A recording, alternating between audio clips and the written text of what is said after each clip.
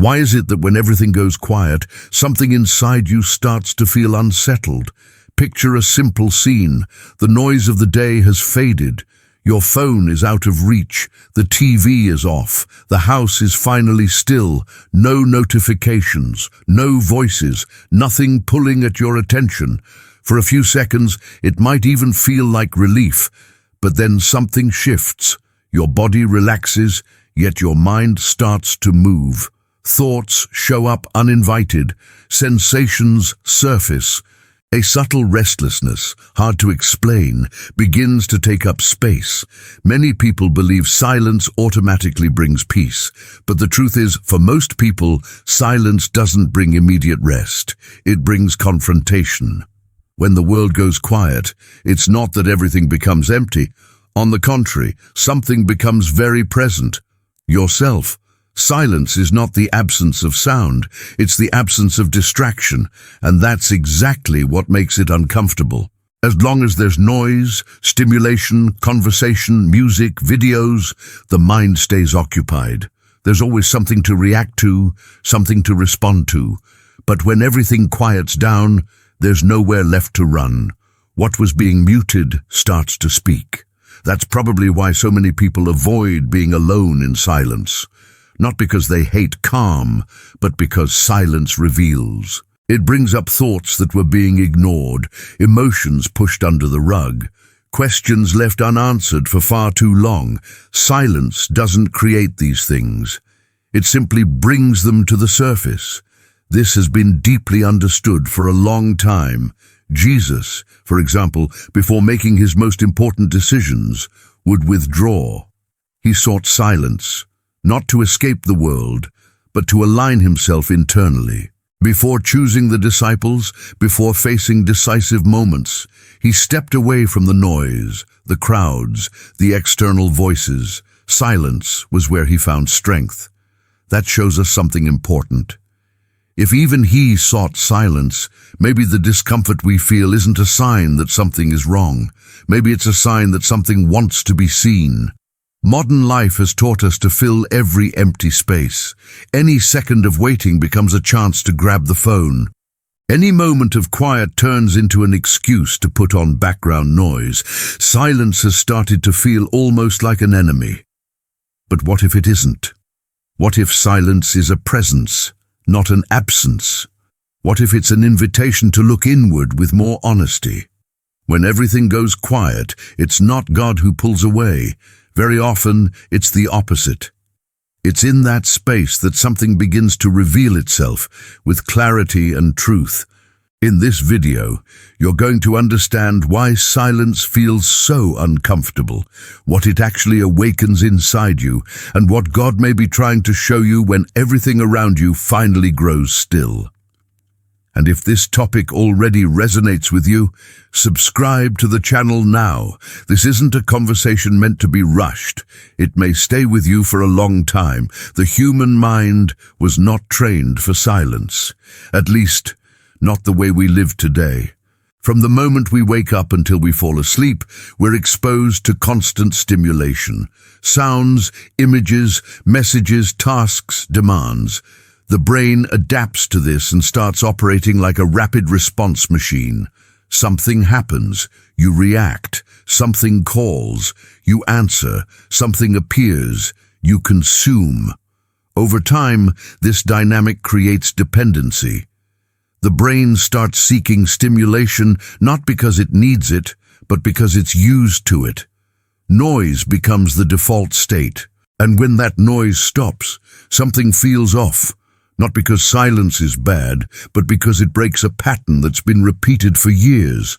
That's why so many people turn on the TV without watching it, play music without really listening, scroll their phone with no real interest.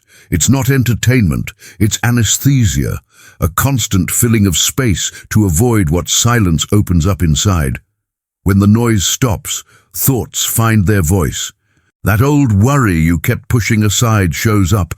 The unresolved conversation comes back to memory. The sense that something is off grows stronger. Not because silence creates problems, but because it removes the distraction that was hiding them. At that point, the discomfort doesn't come from silence itself. It comes from the encounter. An encounter with a mind that never rests, with emotions asking for attention, with questions left unanswered. Silence simply shines a light on this inner landscape. There's an important difference between external silence and internal noise. You can be in a completely quiet room and still feel chaos inside. Thoughts collide, memories surface, scenarios play out. That shows us that the real noise is rarely outside, it's within. That's why so many people say they can't meditate, can't stay silent, can't pray in stillness. It's not incapacity, it's excess. Excess stimulation accumulated over time. Silence becomes uncomfortable because it reveals how overloaded the mind really is. In spiritual tradition, this was never seen as something negative. Jesus went into the desert, a place of silence, scarcity, and no distractions. The desert wasn't punishment. It was a space for testing, clarity, and inner strengthening. In the silence of the desert, everything inside came to the surface. The same happens to you. When everything quiets down, what appears is not a flaw, it's content. Something that was already there, but had no space to show itself. Silence doesn't attack you, it shows you. It's common to interpret this discomfort as a sign that something is wrong, but often it's the opposite. Discomfort means something is being revealed. Layers are coming off. The mind, for the first time in a long while, has nothing external to cling to. The brain likes predictability. It likes familiar patterns. Silence disrupts that. It offers no ready-made answers, no quick distractions. It demands presence. And presence, for someone who's been unconsciously running from themselves for years, can be frightening. But it's important to be clear about this. Feeling uncomfortable in silence doesn't mean you're broken. It means you're human. It means there's an inner world asking for attention. It means something is being revealed, not created. Maybe you learned to associate peace with controlled noise, soft music, a voice in the background, something soothing that doesn't confront you. Silence goes further than that. It doesn't negotiate, it simply is. And by being, it invites you to be as well. Jesus didn't avoid these moments. He didn't rush through them. He entered silence knowing clarity would be there, even if it wasn't comfortable at first. Silence wasn't a place of punishment, but of alignment. When you start to see it this way, something changes. Discomfort stops being an enemy and becomes a signal, a sign that something important is happening inside you. But what exactly shows up when you finally become still? What does this space reveal about who you are, what you feel, what you've been carrying for so long? That's what we're going to look at now. When silence truly settles in, it doesn't ask if you're ready. It just happens. And that's when many people realize something unsettling. It's not the environment that's uncomfortable, it's what rises within. Emotions that seemed resolved come back to the surface. Old sensations reappear without warning. Thoughts that were dormant gain strength. Silence works like an emotional mirror. It doesn't distort, exaggerate, or soften. It simply reflects. That restlessness you feel might be accumulated exhaustion, unresolved guilt, a fear you learn to ignore running quietly in the background. Sometimes it's a simple yet profound question. Is this really the life I'm living? Many people are startled because they expected peace and found tension, but that doesn't mean silence failed. It means it did its job. Silence isn't meant to calm you instantly. It's meant to reveal. Calm comes later, when what's revealed starts to be understood. Some emotions only surface when there's no distraction, small but persistent sadness, a sense of emptiness that's hard to name, discomfort with past choices. Silence doesn't create these feelings. It removes the noise that kept them hidden. In that sense, avoiding silence is a subtle way of avoiding yourself, not out of weakness, but emotional survival. At some point, you learned that feeling too much hurts. So you stayed busy. Silence threatens that internal agreement. It breaks the pact of not looking. Spiritually, this makes a lot of sense. God doesn't shout. He doesn't compete with the noise of the world. He speaks gently, deeply, often in the space where the ego quiets down. That's why silence is so uncomfortable, because in it, masks fall, distractions lose power, and what remains is what's real. Jesus asked questions more often than he gave ready-made answers. He left space, silence, moments for reflection. Growth doesn't happen when someone tells you exactly what to think, but when you become aware of what's already inside you. Silence doesn't accuse, it doesn't judge, it shows. It reveals what was neglected, postponed, ignored. What you feel when everything goes quiet says a lot about what you've been carrying for years. Some people discover in silence that they're far more tired than they realized. Others see they're living in constant alert mode. Others recognize they've been living on autopilot, disconnected from what truly matters. None of this is condemnation. It's revelation. And every revelation carries opportunity. The chance to adjust course, to lighten burdens, to make more conscious choices. Silence doesn't demand that you fix everything at once. It simply asks that you see. Maybe the discomfort you feel is the beginning of a process, not the end. Maybe silence isn't trying to harm you, but prepare you. What if silence isn't trying to hurt you, but to prepare you? In the next part, you'll understand why almost everyone runs from it. Running from silence has become so normal that hardly anyone notices it. It doesn't look like escape. It looks like routine. The modern world was built to leave no empty spaces. There's always something to watch, hear, answer, consume. Stillness became an uncomfortable gap that must be filled as quickly as possible. There's a logic behind this. Constant stimulation produces small hits of pleasure in the brain. Every notification, every novelty, every new piece of information creates a brief sense of control and reward. Silence, on the other hand, offers nothing immediate. It doesn't entertain. It doesn't distract. It simply invites you to feel. Feeling has become scary for many people. Not because it's bad, but because we were taught to function, produce, and move forward, not to pause and notice. Stopping became synonymous with falling behind. Silence then started to feel like wasted time, when in reality it's a space for reorganization. That's why it's so rare. And anything rare, when it finally appears, feels strange. Silence isn't frightening by nature. It becomes frightening because we no longer know how to be with it. Jesus moved against this current. While crowds gathered, he withdrew. While the world rushed, he stopped. Not because he rejected people, but because he knew that without silence, there's no clarity. And without clarity, there's no direction. This avoidance of silence is learned.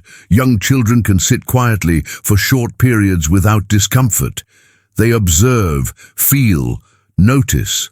Over time, they learn that emptiness must be filled, that silence should be avoided. It's not natural, it's conditioned. The emotional cost of this is high. When you never stop, you never listen. When you never listen, you start to lose yourself. Constant noise creates a false sense of movement, but often blocks real transformation. Running from silence doesn't resolve what's bothering you, it just delays the meeting. And everything that's delayed eventually demands attention with greater intensity. But when someone finally stops running, something begins to shift.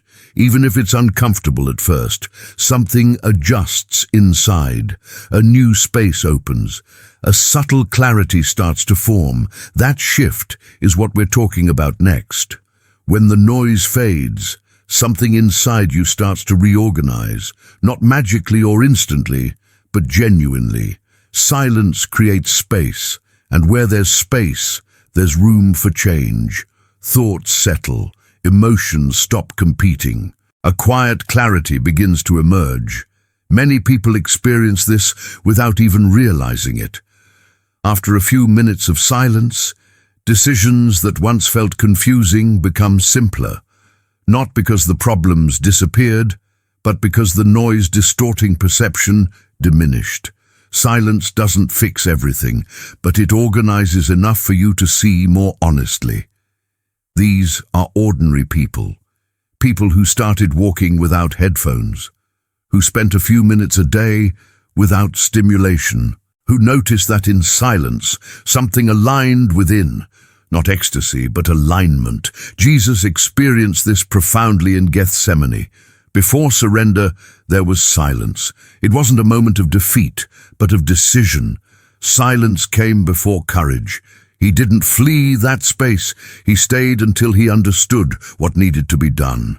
Silence is that portal, a place where deep decisions are born, not under external pressure, but through inner listening. And in the next part, you'll discover how to use silence practically without fear or mysticism, how to use silence in your daily life. Using silence doesn't require radical changes or complex practices.